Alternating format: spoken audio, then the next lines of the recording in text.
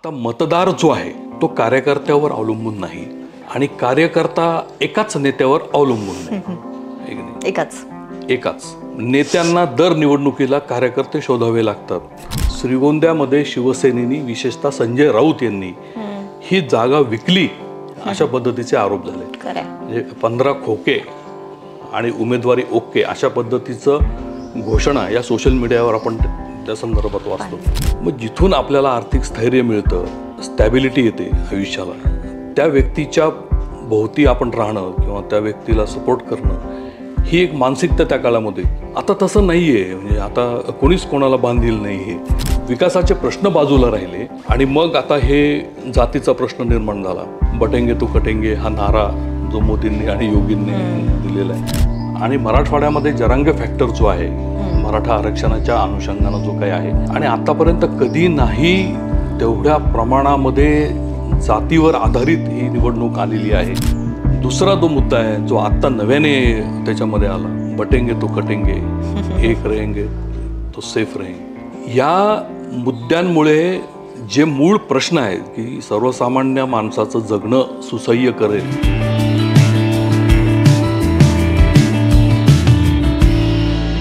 लोकशाहीची चर्चा अहमदनगरची. तुम्हाला तर माहितीच आहे, आपण वेगवेगळ्या मतदारसंघामध्ये जातो आणि तिथली राजकीय गणितं समजून घेतो. असंच आपण नगर जिल्ह्याचं राजकारण सुद्धा समजून घेणार आहोत. इथले लढती कशा आहेत, इथले कुठले इंटरेस्टिंग फॅक्टर्स आहेत, कोणाकोणामध्ये विधानसभेचा सामना रंगणार आणि इथल्या लढतींमध्ये कुठले असे फॅक्टर आहेत जे इथं जास्त निर्णायक ठरू शकणार आहेत. आणि हेच समजून घेण्यासाठी आपल्यासोबत आत्ता आहेत इथले राजकीय जाणकार अनिरुद्ध देवचक्के सर. सर, तुमचं खूप खूप स्वागत आमच्या विशेष भारीमध्ये. नमस्कार. आता नगर जिल्हा साखर कारखानदारांचा जिल्हा असं म्हटलं जातं. हा भौगोलिकदृष्ट्या सुद्धा इतका मोठा जिल्हा आहे. म्हणजे एकूण 36 जिल्ह्यांमध्ये हा तसा मोठा जिल्हा मानला जातो. 7 जिल्ह्यांच्या सीमांनी जोडलेला हा जिल्हा आहे. त्यामुळे या जिल्ह्याच्या राजकारणाविषयी जर बोलायचं झालं तर फुलस्टॉप कुठे लावायचा हाच मोठा प्रश्न पडेल सगळ्यांना. आणि म्हणूनच आपण याचे 2 भाग करतोय, नगर दक्षिण आणि नगर उत्तर. तर हे समजून घेताना सुरुवात करूयात नगर दक्षिण मधून. इथलं राजकारण कसं सुरू आहे सध्या? जसं तुम्ही आत्ता म्हणालात की नगर जिल्हा हा मोठा भौगोलिकदृष्ट्या आहे, त्याही पुढे जाऊन मी असं म्हणेल की राजकारणामधला एक अतिशय महत्त्वाचा असा हा जिल्हा आहे. केवळ महाराष्ट्राचं नाही तर देशाच्या राजकारणामध्ये सुद्धा या नगर जिल्ह्यानं कधीकाळी आपला एक नावलौकिक चांगल्या पद्धतीनं कमावलेला होता आणि त्याच्यामुळे राजकारणामध्ये एक दिशादर्शक म्हणवला जाईल असा हा जिल्हा होता. पण आताची परिस्थिती थोडीशी वेगळी आहे आणि या विधानसभा निवडणुकीच्या दरम्यान आपण सर्वजण जे काय अनुभवत आहोत ते सगळं बघितल्यानंतर नगर दक्षिण आणि नगर उत्तर अशा 2 विभागांची जर चर्चा करायची झाली आपल्याला तर आत्ताची परिस्थिती कोणत्याही प्रकारचा अंदाज लावता येईल अशी आत्ता या स्थितीला आपल्याला सांगता येणार नाही आहे. आता नगर दक्षिणेच्या बाबतीमध्ये जर आपल्याला बोलायचं झालं तर नगर दक्षिण जिल्हा याच्यामध्ये 6 विधानसभेचे मतदारसंघ येतात. तर त्याच्यामध्ये अहमदनगर शहर आहे, कर्जत जामखेड आहे, श्रीगोंदा आहे, शेवगाव पाथर्डी आहे आणि नेवासा आहे. तर या 6ही विधानसभा मतदारसंघांच्या बाबतीत जर आपल्याला लढतींच्या संदर्भात बोलायचं झालं तर याच्यामध्ये प्रामुख्यानं ज्या ठळक लढती आपल्याला म्हणता येतील त्याच्यामध्ये कर्जत जामखेडची लढत जी आहे ती खूपच राज्यासाठी महत्त्वाची आणि लक्षवेधी अशी ठरणार आहे. कारण रोहित पवार साहेबांचे नातू विरुद्ध भाजपचे राम शिंदे अशी ही लढत त्या ठिकाणी होणार आहे. या मतदारसंघामध्ये आता जो मुद्दा गाजतोय तो आहे भूमिपुत्र आणि बाहेरून आलेले. त्यामुळं राम शिंदेंनी भूमिपुत्र हा जो मुद्दा आहे तो जास्त हायलाईट करण्याचा प्रयत्न चालवलेला आहे आणि रोहित पवार यांचा जो विश्वास आहे तो त्यांनी आत्तापर्यंत केलेल्या विकास कामांच्या अनुषंगानं किंवा मतदारसंघांमध्ये जो काही निधीचं वाटप त्यांनी मोठ्या प्रमाणावर केलं त्या भांडवलावर त्यांचा सगळा भर आहे आणि जोडीला शरद पवारांसारखं एक मातब्बर नेतृत्व त्यांच्या पाठीशी त्या ठिकाणी उभं आहे. इकडे आपण जर शेवगाव पाथर्डी हा मतदारसंघ बघितला विधानसभेचा तर तिथे राष्ट्रवादीकडनं प्रताप ढाकणे हे शरद पवार गटाचे तुल्यबळ असे उमेदवार आहेत. बबनराव ढाकणे जे त्यांचे वडील आहेत त्यांचं राजकारण जर आपण आत्तापर्यंतचं पाहिलं तर देशामध्ये म्हणजे केंद्रीय ऊर्जा राज्यमंत्री म्हणून त्यांनी काम पाहिलं. बीडमधून ते खासदार होते. ऊसतोडणी कामगारांचा लढवय्या नेता अशी बबनराव ढाकणे यांची त्या काळामध्ये ओळख होती. आणि मग केदारेश्वर साखर कारखान्याच्या निर्मितीपासून बबनराव ढाकणे यांचं राजकारण जोमाने पुढे नंतर सुरू झालं. तर पाथर्डीमध्ये विशेषतः ढाकणे राजळे असा एक वाद पहिल्यापासून राजकारणामध्ये आहे. तर हे त्यांचे पुत्र, आत्ता ढाकणे साहेबांचं निधन झालं एक मागच्या 3-4 महिन्यांपूर्वी, आणि त्यानंतर मग आता प्रताप ढाकणे ही निवडणूक लढवत आहेत. त्यांच्या विरुद्ध आता ज्या सिटिंग MLA आहेत, या आमदार मोनिकाताई राजळे यांनी सुद्धा अतिशय चांगल्या पद्धतीनं स्वतःचं जे काही कार्यकर्तृत्व आहे ते आत्तापर्यंत सिद्ध केलेलं आहे. दिवंगत आमदार राजीव राजळे यांच्या त्या पत्नी आहेत, आणि आप्पासाहेब राजळे मी जे मगाशी म्हणालो त्यांच्या त्या सून आहेत. त्यामुळं राजळे ढाकणे अशा पद्धतीची ही लढत पुन्हा एकदा त्या मतदारसंघामध्ये होते आहे. आणि त्याच्यामध्ये नशीब आजमावण्यासाठी म्हणा किंवा एक अस्तित्व टिकवण्यासाठी म्हणून चंद्रशेखर पाटील घुले, जे मारुतराव घुले हे जे नेते होते नगर जिल्ह्यामध्ये, विशेषतः दक्षिणेमध्ये, तर त्यांचे ते चिरंजीव आहेत. आणि ज्ञानेश्वर सहकारी साखर कारखान्याचे सर्व असं आपण त्यांना म्हणूया. तर त्या माध्यमातून त्यांनी शेवगाव भागामध्ये हे सगळं काम उभं केलेलं आहे. परंतु त्यांना राष्ट्रवादीची उमेदवारी खरं तर अपेक्षित होती, पण ती त्यांना मिळाली नाही. त्यामुळं ते आता निवडणुकीच्या रिंगणामध्ये उतरलेत. आता मुद्दा एवढाच आहे की चंद्रशेखर घुले कोणाची मतं नेमकी खातात हा मुद्दा आहे, आणि त्याच्यावर मग ते सगळं राजकारण आहे. हा मतदारसंघ मला जास्त इंटरेस्टिंग असासाठी वाटतो की तो मराठवाड्याला लागून आहे. आणि मराठवाड्यामध्ये जरांगे फॅक्टर जो आहे, मराठा आरक्षणाच्या अनुषंगानं जो काही आहे, आणि आतापर्यंत कधी नाही तेवढ्या प्रमाणामध्ये जातीवर आधारित ही निवडणूक आलेली आहे. आणि ते ज्या उघडपणाने सांगतात आहेत, तर त्याचा फटका किती बसेल हा एक महत्त्वाचा मुद्दा आहे. आता प्रताप ढाकणे यांचं जर व्यक्तिमत्व बघितलं तर ते वंजारी समाज आणि ऊसतोडणी कामगारांचे नेते म्हणून आत्तापर्यंत त्यांच्याकडे महाराष्ट्राने पाहिलेलं आहे. जर OBC आणि वंजारी समाज हा त्या भागामध्ये पर्सेंटेज त्यांचं जास्त आहे, साधारणतः 81,000 मतं काहीतरी वंजारी समाजाची आहेत. ती जर एक गठ्ठा OBC म्हणून जरांगेंच्या भूमिकेमुळे ती जर ढाकणेंकडे आली, आणि त्याचबरोबर जर मराठा समाजाची मतं या राजळे आणि घुले यांच्यामध्ये जर विभागली गेली तर नेमकं काय होईल याचा अंदाज आपल्याला आत्ता तरी नीट लावता येणार नाही आहे. आपण नगर शहराकडे येऊयात. नगर शहराची परिस्थिती अशीच आहे की इथे संग्राम जगताप यांच्या विरोधामध्ये आत्तापर्यंत म्हणजे 1992-93 सालापासून भाजपने फार मोठा उठाव त्या काळामध्ये केला होता. संग्राम जगतापांचे वडील अरुण काका जगताप यांच्या संदर्भामध्ये असेल, आणि त्याच विरोधावर आधारित एक राजकारण नगर शहरामध्ये जे भाजप आणि शिवसेनेचं उभं राहिलं, त्याला चालना मिळाली. म्हणजे त्या काळामध्ये जेव्हा महापालिकेची निवडणूक झाली तेव्हा भयमुक्त नगर आणि सुरक्षित नगर या मुद्द्यावर अनिल राठोड आणि भाजप युती म्हणजे भाजप शिवसेना युती यांनी ती निवडणुका लढवल्या होत्या. आणि विधानसभा असेल, लोकसभा असेल, या सगळ्या निवडणुकांमध्ये नगर शहराचा जर आपण विचार केला तर भयमुक्त नगर आणि सुरक्षित नगर हा एकमेव मुद्दा आत्तापर्यंत वापरला गेला. आणि दुर्दैवाची गोष्ट अशी की आजही त्याच मुद्द्यावर आधारित तिकिटाची मागणी करणाऱ्यांचं प्रमाण नगर शहरामध्ये जास्त होतं. पण जेव्हा राष्ट्रवादी काँग्रेस पक्ष आणि शिवसेना दुभंगल्या त्यावेळेला संग्राम जगताप हे अजितदादा पवारांकडे गेले, आणि अजितदादा पवार हे भाजपाबरोबर युतीमध्ये असल्यामुळे, साहजिकच सिटिंग MLA असल्यामुळे ही जागा अजितदादांच्या गटाला गेली, राष्ट्रवादीला, आणि त्यातून संग्राम जगतापांना उमेदवारी मिळाली. मग आता काय होईल? भाजप त्यांना साथ देईल का असा प्रश्न निवडणुकीचा अर्ज भरण्याच्या शेवटच्या दिवसापर्यंत म्हणजे माघारीच्या शेवटच्या दिवसापर्यंत होता. परंतु त्यावेळेला युती धर्म पाळण्याचा जो काही निर्णय झाला त्याच्यानुसार मग भाजपाच्या ज्या लोकांनी अर्ज भरले होते त्यांनी ते अर्ज आपले मागे घेतलेले आहेत. आणि आता भाजपने पूर्णपणे पक्षीय स्तरावर संग्राम जगतापांना साथ द्यायची असं ठरवलेलं आहे. या विरुद्ध आपण जर बघितलं तर इथे अभिषेक कळमकर हे शरद पवारांच्या तुतारी या चिन्हावर निवडणूक लढवत आहेत. अभिषेक कळमकरांना महापौरपदाचा अनुभव आहे, परंतु त्यांना तयारीला फार वेळ या ठिकाणी मिळालेला नाही. कारण त्यांच्या समवेत असलेल्या 8-10 जणांना निवडणुकीची उमेदवारी मिळावी अशी इच्छा होती. त्यामुळे त्यांचे प्रयत्न शेवटच्या क्षणापर्यंत चालू होते.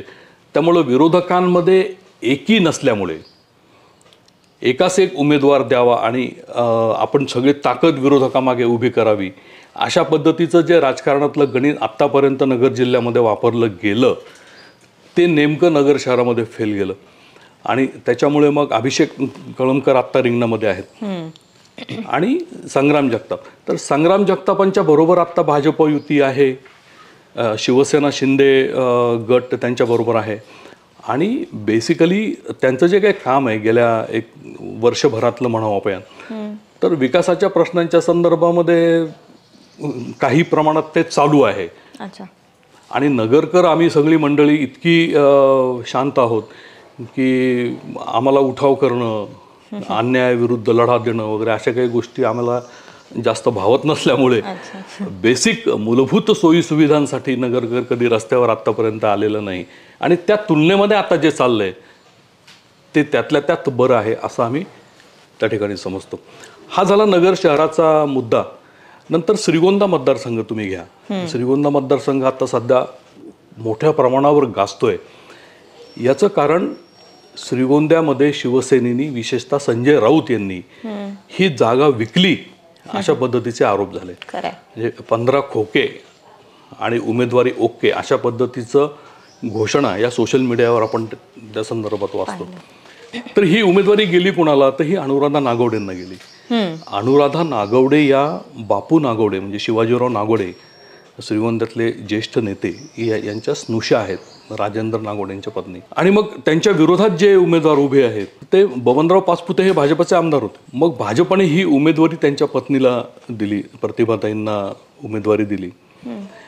पण प्रतिभाताईंचं म्हणणं त्या याच्यामध्ये असं आलं की बबनराव पाचपुते आजारी असतात, मला त्यांच्याकडे लक्ष द्यायचं आहे आणि आत्तापर्यंत साहेबांची सगळी कामं विक्रमसिंह पाचपुते पाहत होते, त्यामुळे निवडणूक त्यांनी लढवावी असं प्रतिभाताईंचं म्हणणं होतं.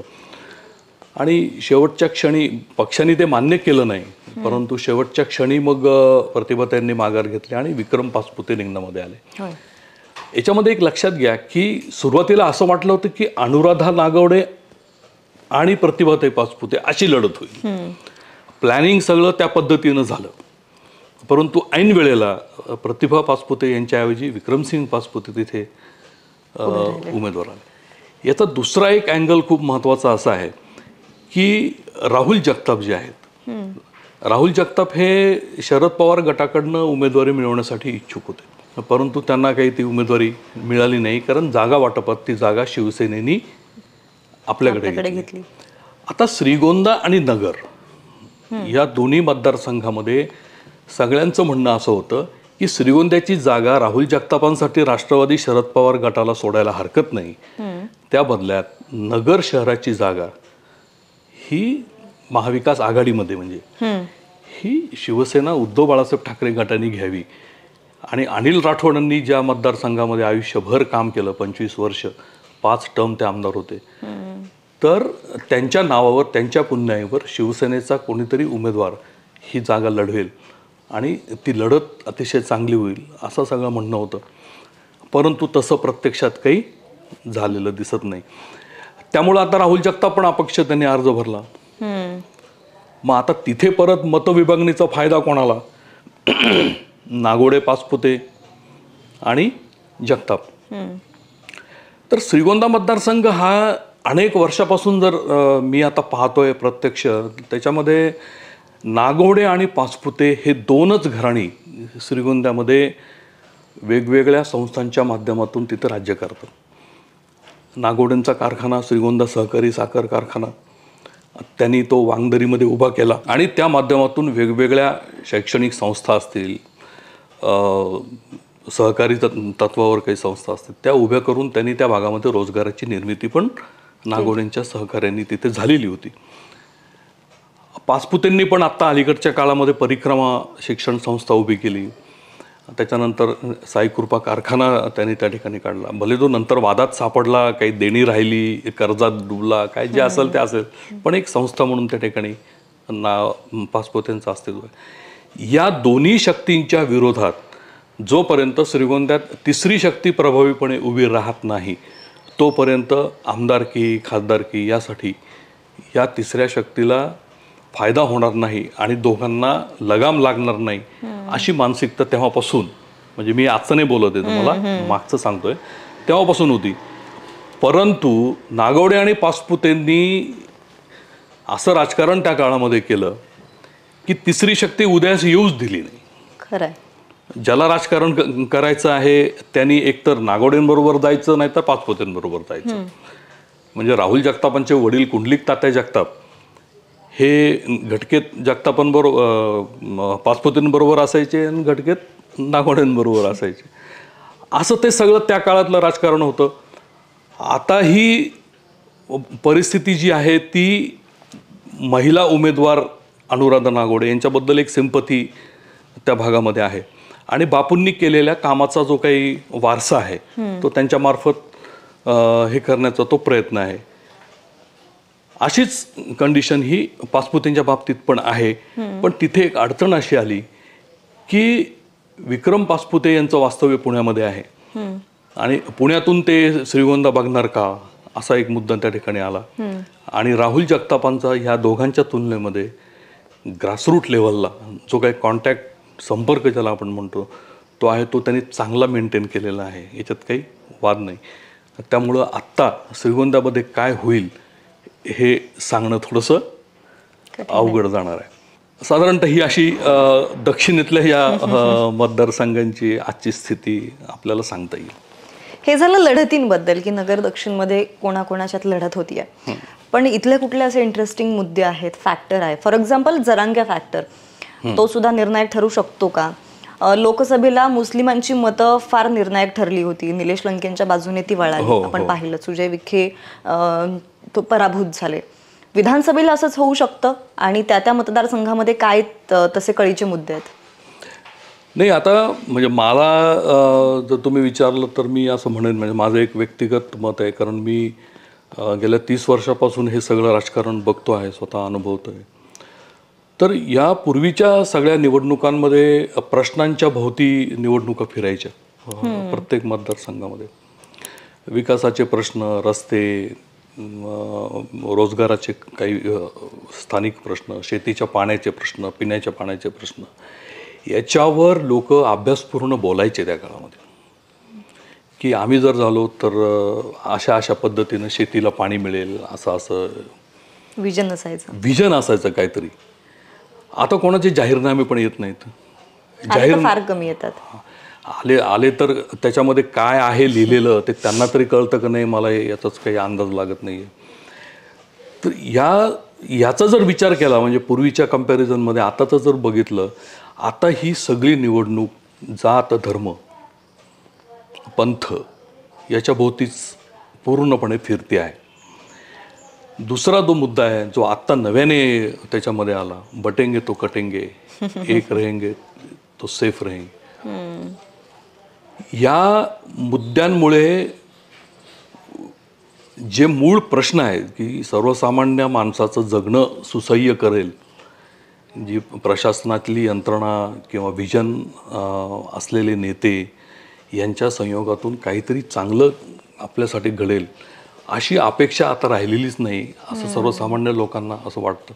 त्याच्यामुळे तुम्ही बघा की आता मतदार जो आहे तो कार्यकर्त्यावर अवलंबून नाही, खरं, आणि कार्यकर्ता एकाच नेत्यावर अवलंबून नाही. एकाच नेत्यांना दर निवडणुकीला कार्यकर्ते शोधावे लागतात की माझ्यासाठी काम करणारे कोण लोक आता मला गोळा करावं लागतील, हे त्यांना शोधावं लागतं. पूर्वी किती कट्टर कार्यकर्ते असायचे, पूर्वी कट्टर असायचं, निष्ठा वाहून दिलेल्या असायच्या. आणि त्याची कारणं अशी होती की या लोकांनी संस्था उभ्या केल्या, त्या संस्थेमध्ये रोजगार उभे केल्या, कुटुंब जोडली गेली एकमेकाशी. आणि त्यातून त्यांच्या जीवनामध्ये आर्थिक स्थैर्य आणण्यासाठी त्यांनी त्या काळामध्ये काम केलं होतं. मग जिथून आपल्याला आर्थिक स्थैर्य मिळतं, स्टॅबिलिटी येते आयुष्याला, त्या व्यक्तीच्या भोवती आपण राहणं किंवा त्या व्यक्तीला सपोर्ट करणं ही एक मानसिकता त्या काळामध्ये होती. आता तसं नाही आहे. म्हणजे आता कोणीच कोणाला बांधील नाही आहे. त्याच्यामुळं विकासाचे प्रश्न बाजूला राहिले आणि मग आता हे जातीचा प्रश्न निर्माण झाला आणि त्याच्यामध्ये पुढची स्टेप म्हणजे मी मगाशी म्हणालो बटेंगे तो कटेंगे हा नारा जो मोदींनी आणि योगींनी दिलेला आहे. या सगळ्या गोष्टींचा जर विचार केला तर मराठा मतदान विरुद्ध ओबीसी मतदान असा एक मोठा फॅक्टर वाईड अँगलने आपण विचार केला तर म्हणजे अगदी ग्रासरूट लेवलला काय याच्याबद्दल जाणं योग्य नाही सध्या. परंतु असं जर बघितलं तर जिथे जिथे ओबीसी उमेदवार आहेत त्या उमेदवाराला ओबीसीच मतदान करेल का मराठाही करेल हा मुद्दा. बरोबर. आणि जिथे ओबीसी मतदारच नाही, उमेदवारच नाही आहे रिंगणामध्ये, त्या ठिकाणी ओबीसी मतदार हा मतदान नेमकं कोणाला करेल, मराठ्याला करेल का नोटाला करेल, हा मुद्दा फार महत्त्वाचा आहे. पण याही पलीकडे जाऊन मला व्यक्तिशः असं वाटतं की विधानसभेची निवडणूक जी असते त्या निवडणुकीमध्ये व्यक्तिकेंद्रित राजकारणाला खूप महत्त्व आहे. उमेदवार कसा आहे आणि उमेदवार कोण आहे याच्यावरच लोकांचा बहुतेक कल हा त्याच्या बाजूने जाण्याची शक्यता असते. त्याच्यामुळे बघा तुम्ही की स्थानिक पातळीवर म्हणजे विधानसभा मतदारसंघ जर आपण मगाशी उल्लेख केलेले जर घेतले तर त्या ठिकाणी वर्षानुवर्ष पिढी जात ज्यांचं वर्चस्व आहे त्यांच्याच घराण्यातले उमेदवार आत्तापर्यंत निवडून आलेले. खरं आहे. नव्याने कुणी तुमच्या माझ्यासारख्या उमेदवारांनी निवडणूक लढणं म्हणजे 200-500 मतं आपल्या घरातले पण मिळत नाही अशी परिस्थिती आहे आत्ताची. त्याच्यामुळं हे फॅक्टर फारसे परिणामकारक ठरतील नगर जिल्ह्यात तरी असं मला तरी काही वाटत नाही. जे परंपरागत चालत आलेलं आहे, ज्या पद्धतीनं लोक विचार करतायत त्याच पद्धतीनं ते मतदान होईल असं मला तरी निदान आज वाटतंय. अच्छा. काहींचं म्हणणं असं असतं की पक्ष बघून मतदान करायचं, काहींचं म्हणणं असतं की व्यक्ती बघून मतदान करायचं. नगरमध्ये कसं वातावरण आहे? पक्ष बघून मतदान करायची कन्सेप्ट जी आहे ती साधारणतः 2014 नंतर देशभरामध्ये आली. कारण मोदींचा जो झंझावात होता, त्यांनी घेतलेले काही निर्णय जे आहेत ते अनेक वर्ष निर्णयाच्या प्रतीक्षेत असलेल्या मतदारांना भावलेले आहेत. त्याच्यामुळं भाजप म्हणून मतदान करणं ही जी कन्सेप्ट होती ती आत्ता मागच्या 10 वर्षामध्ये डेव्हलप झालेली आहे. पण ही फक्त लोकसभेपुरती मर्यादित होती. मागच्या 3-4 वर्षामध्ये महाराष्ट्रामध्ये जे खिचडी राजकारण झालं म्हणजे भाजपने विशेषतः पुढाकार घेऊन ज्या काही घडामोडी केल्या त्या घडामोडी या सर्वसामान्य लोकांना रुचलेल्या नाहीत असं जाणवत आहे. लोकसभेला दिसलं सुद्धा. लोकसभेला दिसलं पण. आणि आत्ताही आपण जेव्हा लोकांशी बोलतो तेव्हा लोकांना ते काही योग्य वाटलं नाही. म्हणजे मला जर अनेक जण असे म्हणाले की भाजपने स्वबळावर जरी निवडणूक लढवली असती तरीसुद्धा सर्वाधिक जागा भाजपला मिळवता आल्या असत्या कारण मोदींचा करिश्मा होता. अच्छा. असं एक वातावरण त्या ठिकाणी होतं. पण ठीक आहे, राजकारण त्यांनी काहीतरी विचार त्या अनुषंगाने केलेला असेल. त्यामुळं आता पक्ष बघून मतदान किती होईल तर मी असं म्हणेल की ते 30 ते 40% तो आकडा जाईल. पण व्यक्तिगत पातळीवरच निवडणूक विधानसभेची निदान नगर जिल्ह्यात तरी जाणार आहे. अच्छा. ही मात्र तितकीच फॅक्ट आहे. ठीक आहे. आपण नगर दक्षिणबद्दल बोललो, तिथलं राजकारण समजून घेतलं, लढती समजून घेतल्या, तिथे इंटरेस्टिंग फॅक्टर समजून घेतले. एक शेवटचा सेगमेंट आपला असा आहे की आता आपण 2 टप्प्यात बघतोय म्हणून विचारते, नगर दक्षिणमध्ये तुम्हाला काय वाटतं इथला आमदार कोण होईल? मी मतदारसंघाचं नाव सांगते, तुम्ही मला एक साधारण अंदाज की हा उमेदवार इथला आमदार होऊ शकतो किंवा ह्याचं पारडं जड आहे हे तुम्ही सांगा. चालेल? असं नाही सांगता येणार ना आत्ता. त्याचं कारण असं आहे की अजून 8 दिवस आहेत. आणि निवडणुकीमध्ये शेवटच्या क्षणापर्यंत काय काय होईल हे आपण प्रिडिक्ट नाही करू शकत. हा अंदाज जो आहे म्हणजे त्याला आपण एक्झिट पोल असं म्हणूयात, तो आपल्याला साधारणतः 19 तारखेला किंवा 20 तारखेला मतदान झाल्यानंतर तो अंदाज आपल्याला येऊ शकेल. ओके. नगर दक्षिण बघितलं आपण.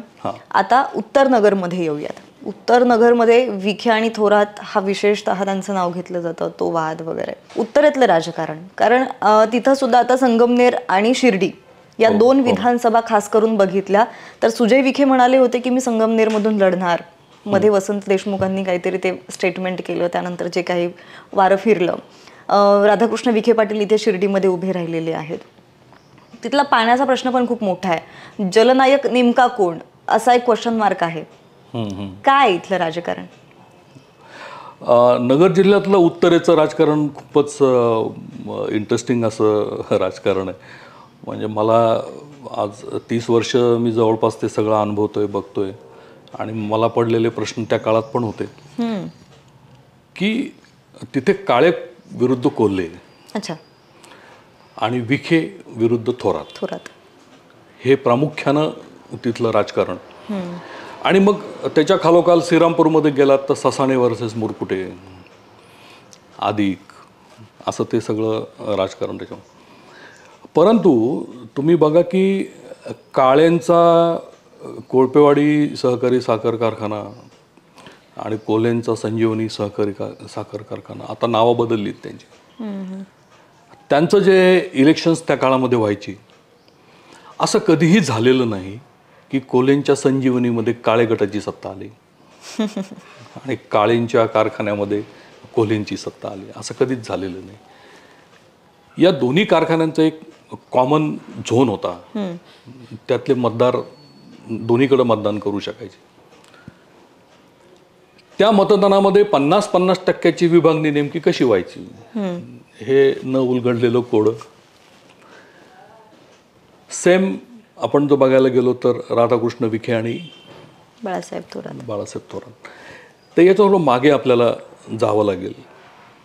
बाळासाहेब विखे आणि भाऊसाहेब थोरात असं पहिल्यापासून तो एक संघर्ष चालायचा. बाळासाहेब विखे पाटील विरुद्ध सगळा नगर जिल्हा असं राजकारण आत्तापर्यंत नगर जिल्ह्यामध्ये झालेलं आहे. अच्छा. म्हणजे बाळासाहेब विखे काँग्रेसमध्ये होते तेव्हाही बाळासाहेब विखे एकटे होते आणि बाळासाहेब विखेंच्या विरुद्ध मग ही सगळी टीम काम करायची. बाळासाहेब विखे शिवसेनेत गेले तेव्हा मोकळा श्वास कुणी घेतला असेल तर या सगळ्या नेत्यांनी घेतला की आता उघड विरोध करायला मोकळं. तर हा संघर्षाचा जो काही वारसा आहे तो तेव्हापासून अशाच पद्धतीनं चालू आहे. पण हा संघर्ष कधी खालच्या पातळीवर गेलेला नाही. म्हणजे संगमनेर म्हणलं की थोरातांना सांभाळून घेणं हे विखेंनी केलं, प्रवरींनी केलं, आणि शिर्डी हा सगळा परिसर होता तो थोरात सांभाळून घ्यायचे. म्हणजे असं टोकाला भांडणं जातील, टोकाला संघर्ष जाईल, अशा पद्धतीचं राजकारण आत्तापर्यंत कधीच उत्तरेमध्ये झालेलं नाही. जे काही झालं ते निवडणुकीच्या काळापुरतं मर्यादित असायचं. म्हणजे त्या काळामध्येच आरोप प्रत्यारोप करणं, म्हणजे काळे कोल्हेंचे आरोप तर खूपच असायचे त्या काळामध्ये. श्रीरामपूरमध्ये ससाणे मुरकुटे यांचं राजकारण अशाच पद्धतीनं जायचं. म्हणजे इव्हन शरद पवार साहेबांना सुद्धा असा प्रश्न पडला होता की ते एका सभेत म्हणाले होते, मला यांचं राजकारणच कळालेलं नाही. तर असा तो काळ होता. पण आता ती पिढी बाजूला राहिली, नवीन पिढी आता आलेली आहे पुढे राजकारणामध्ये. आणि या पिढीतलं जे काही राजकारण आहे ते नव्या पिढीला साजेशा मुद्द्यांवर आधारित असल्यामुळे मग लोकांना अपील काय होईल या पद्धतीनं बोलण्याचा जो काय प्रघात आहे तो आता सुरू झालेला आहे.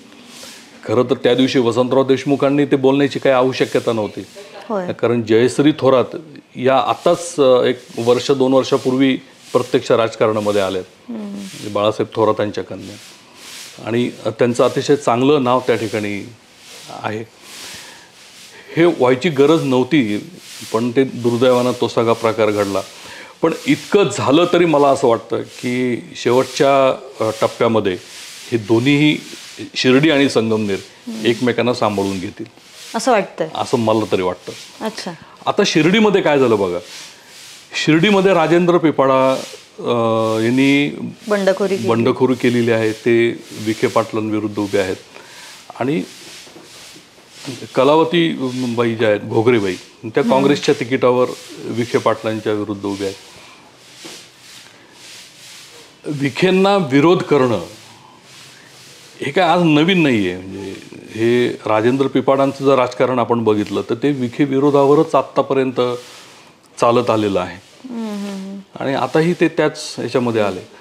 मागच्या एका निवडणुकीमध्ये विखेंना जे मताधक्की मिळालं होतं त्याचं प्रमाण घटलेलं होतं आणि हाच एक धोक्याचा जो काही आपण हे म्हणतो राजकारणामध्ये, त्याचा फटका तेव्हा विखेंना बसला होता. विखे निवडून आले, परंतु मताधिक्य घटल्यामुळे ते थोडंसं एक ती भीती त्या ठिकाणी होती आणि आज तीच भीती डोक्यात ठेवून जर ही निवडणूक लढली गेली आणि परत घोगरे आणि राजेंद्र पिपाडा यांच्यामध्ये मतांचं विभाजन जर आपण पाहायला गेलं तर शिर्डीमध्येही काहीही होऊ शकतं अशी परिस्थिती आहे. अच्छा, निर्णायक होऊ शकतो. हां, पण त्या केसमध्ये बाळासाहेब थोरातांची शिर्डीबद्दलची अंधारातली भूमिका काय आहे ही खूप महत्त्वाची ठरेल आणि त्याच पद्धतीनं विखे पाटलांची संगमनेरबद्दलची भूमिका काय राहणार शेवटच्या काही दिवसांमध्ये याच्यावर त्या गोष्टी अवलंबून राहणार आहेत. कोपरगावमध्ये बघा, आशुतोष काळे विरुद्ध संदीप वरपे अशी निवडणूक आहे. ही पहिली अशी निवडणूक आहे की कोल्हे हे नाव निवडणुकीमध्ये रिंगणत नाही. असं कधीच आत्तापर्यंत झालेलं नाही. बिपिन दादांनी लढवली, शंकरराव कोल्हे तर होतेच, बिपिन दादांनी लढवली, वहिनींनी, पण आता त्यांची काय भाजपने त्यांना कमिटमेंट दिली, राज्यसभेवर जाणं काय तो नंतरचा पार्ट आहे. आणि बिपिन दादांचे चिरंजीव तर विवेक कोल्हे त्या ठिकाणी ॲक्टिव्ह राजकारणामध्ये आलेले आहेत. खरं तर ते लढवण्यासाठी इच्छुक होते पण ते झालं नाही तो विषय आणि मग संदीप वरपेंना ती उमेदवारी त्या ठिकाणी दिली गेलेली आहे. आता संदीप वरपे हे तसे नौखे उमेदवार म्हणायला पाहिजे आणि कोल्हे नाव नसल्यामुळे, म्हणजे कोल्हे घराण्यातलं कोणीच नसल्यामुळं कोपरगावकर नेमकं काय निर्णय घेतील हे थोडंसं विचार करण्यासारखं आहे. आपण राहुरीमध्ये जर आलो तर तुम्ही बघा की राहुरीचा जो काही राजकीय आखाडा आहे त्याच्यामध्ये तनपुरे विरुद्ध कर्डिले, नाही कर्डिले तर आत्ता आले, तेव्हा मग सुभाष पाटील, रावसाहेब मस्के, धुमाळ, रामदास पाटील धुमाळ असं ते चित्र होतं. ह्यांच्या एकजुटीतून तनपुरेंना विरोध केला गेला त्या काळामध्ये आणि त्यांना विखेंनी साथ दिली होती. राधाकृष्ण विखेंची साथ असायची आणि त्याच बळावर राहुरी मतदारसंघामध्ये निवडणूक आपल्या बाजूने घेणं, म्हणजे तनपुरेंना विरोध करण्याच्या उद्देशानं अनेक प्रयत्न त्या ठिकाणी केले गेले. परंतु मागच्या इलेक्शनला आपण बघितलं तर शिवाजीराव कर्डिले हे खरं तर अपक्ष होते पूर्वी.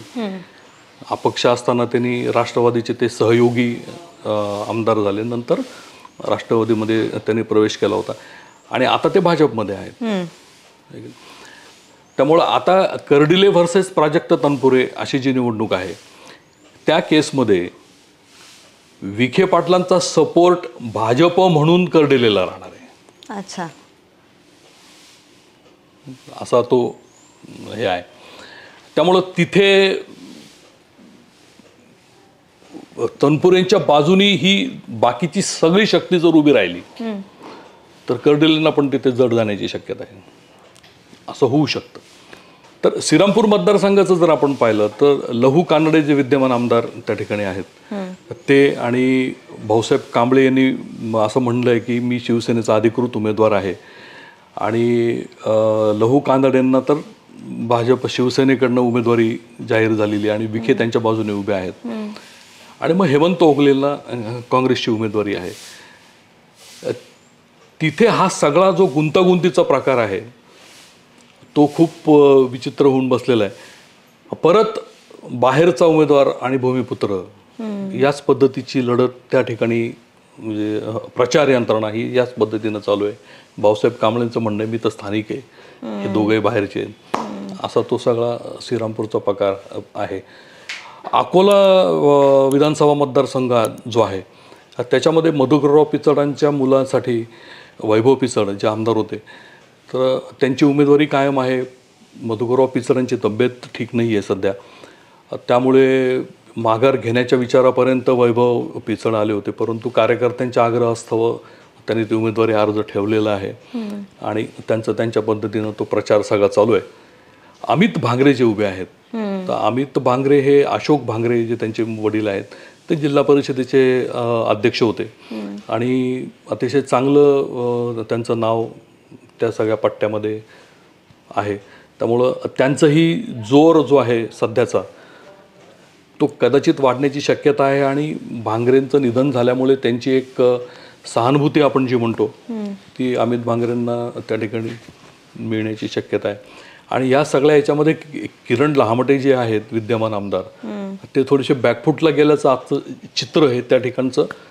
म्हणजे मला जे रिपोर्ट्स त्या ठिकाणी आले त्याच्यावरून ते दिसतंय कदाचित 4-5 दिवसामध्ये ते बदलू शकेल. पण उत्तरेमध्ये या 6 सुद्धा विधानसभा मतदारसंघामध्ये कुठले कळीचे मुद्दे आहेत ज्यावरती ही निवडणूक फिरू शकते?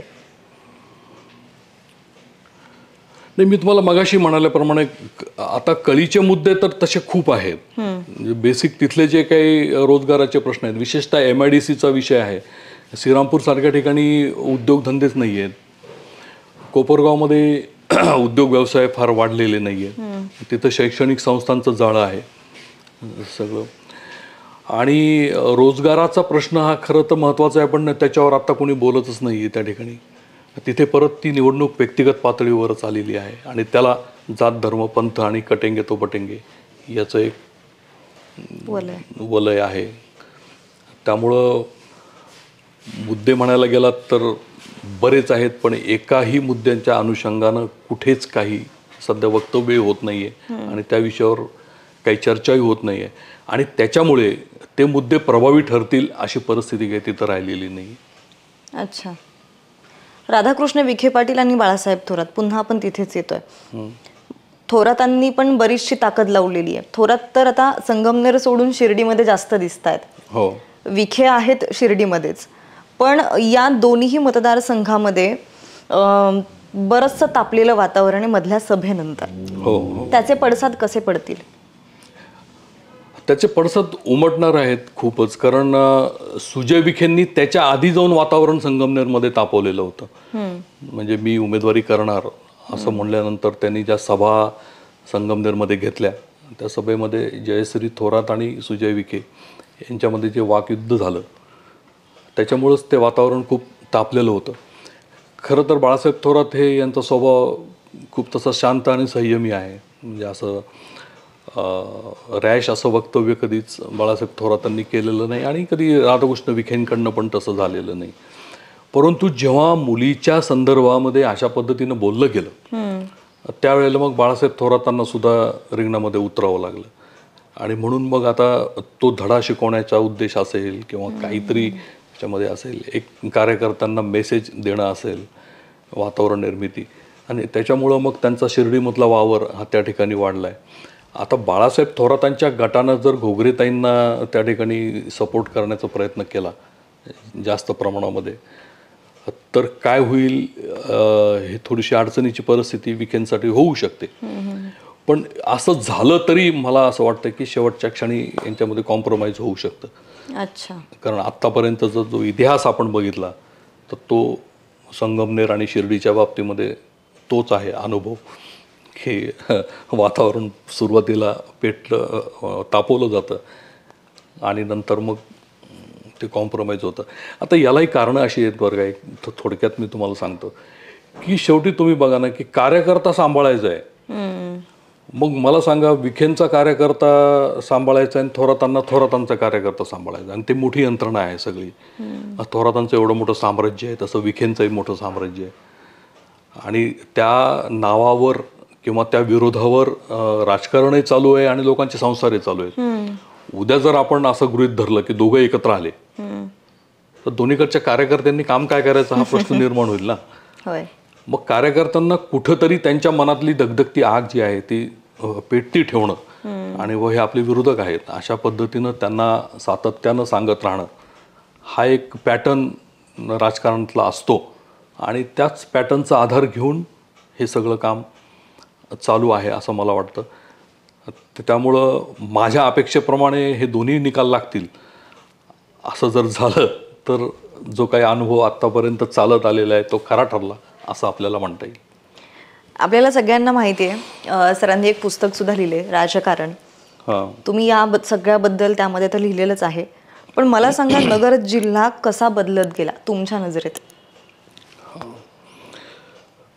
मी साधारणतः 1994 पासून नगर जिल्ह्यातल्या विधानसभेच्या प्रत्येक मतदारसंघातलं राजकारण जे त्या आठवड्याला घडायचं त्याच्यावर विश्लेषणात्मक आर्टिकल्स त्या काळामध्ये लिहिले होते, आणि त्याचं सगळं संकलन या पुस्तकामध्ये आहे. हा एक एन्सायक्लोपीडिया म्हणून राजकारणातला संदर्भ ग्रंथ म्हणून तो वापरता येईल. की राजकारणामध्ये असं आहे की कोणतीच गोष्ट अचानकपणे घडते असं कधीच होत नाही. त्याला पूर्व इतिहास असतो. आपल्याला असं वाटतं अरे असं कसं काय घडलं, पण ते घडण्याची जी काही रुजवात आहे ती आधीच घडलेली असते.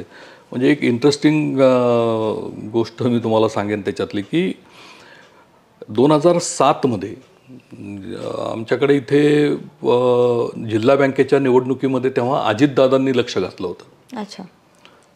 आणि अजितदादांचं पॅनल जे आहे ते निवडून आलं होतं विखेंच्या विरोधात अर्थात. आणि त्याच दरम्यान सुप्रिया सुळेंचा प्रवेश, म्हणजे सुप्रिया सुळेंचा प्रवेश म्हणण्यापेक्षा त्या ॲक्टिव्ह झाल्या होत्या राष्ट्रवादीमध्ये. आणि त्या दरम्यानच्या काळात अजितदादांचा नगर जिल्ह्यामध्ये जो वावर वाढला होता, त्यांचे स्टेटमेंट्स जे वाढले होते, ते सगळं बघितल्यानंतर त्याच्यामध्ये एक आर्टिकलमध्ये एक संदर्भ मी दिला होता की सुप्रिया सुळेंच्या राजकारणातील प्रवेशानंतर अजितदादांना कदाचित आपलं स्वतंत्र अस्तित्व शोधावं लागणार आहे, आणि त्याच्यासाठी नगर जिल्हा हाच आधार गृहीत धरून दादांचं राजकारण सुरू असलेलं दिसतं, असा एक उल्लेख त्या काळामध्ये केला होता. आणि आत्ता इतक्या वर्षानंतर ते खरंच प्रत्यक्षामध्ये घडलेलं आहे. एकूणच या सगळ्या लिहिलेलं आहे सरांनी. तुम्ही सगळ्यांनी नक्की वाचा तो ग्रंथ, संदर्भ ग्रंथ आपण म्हणूयात त्याला. एकूणच नगर जिल्ह्याचं राजकारण आपण समजून घेतलंय, पण या दोन्ही लोकसभा मतदारसंघामध्ये किंवा एकूणच नगर जिल्ह्यामध्ये कोणाचं पारडं सद्यस्थितीला जड वाटतंय तुम्हाला, महायुती की महाविकास आघाडी? आत्ताची जर सगळ्या मतदारसंघांची परिस्थिती जर आपण बघितली तर मला आत्ता तरी महाविकास आघाडीचं पारडं या ठिकाणी जड आहे असं वाटतंय. अच्छा. तर आता बघूयात, आपल्याला 23 तारखेला समजेलच नेमकं या 12ही विधानसभा मतदारसंघामध्ये, म्हणजे शिर्डी लोकसभेतल्या सुद्धा आणि नगर लोकसभा मधल्या सुद्धा विधानसभेमध्ये नेमकं काय चित्र असेल हे लवकरच आपल्या समोर स्पष्ट होईल. धन्यवाद सर, तुम्ही एवढा वेळ दिलात आणि इतकं छान विश्लेषण केलं. काय वेळेची मर्यादा असल्यामुळे आपल्याला खूप शॉर्ट्स मध्ये हे सगळं घ्यावं लागलंय, नाहीतर नगर जिल्ह्याचं राजकारण समजून घ्यायचं म्हटलं तर 2-3 तास तर कुठेच नाहीत. त्यामुळे धन्यवाद पुन्हा एकदा. आणि तुम्हाला सुद्धा जर अशाच इंटरेस्टिंग लढती तुमच्या सुद्धा मतदारसंघामध्ये नेमकं काय सुरू आहे ते राजकीय जाणकारांकडून समजून घ्यायचं असेल तर विशेष भारीला आत्ताच सबस्क्राईब करा. आणि तुम्हाला काय वाटतंय या 12 सुद्धा विधानसभा मतदारसंघांमध्ये कोण आमदार असेल, तुमचं मत आम्हाला खाली कमेंट बॉक्समध्ये जरूर कळवा. धन्यवाद.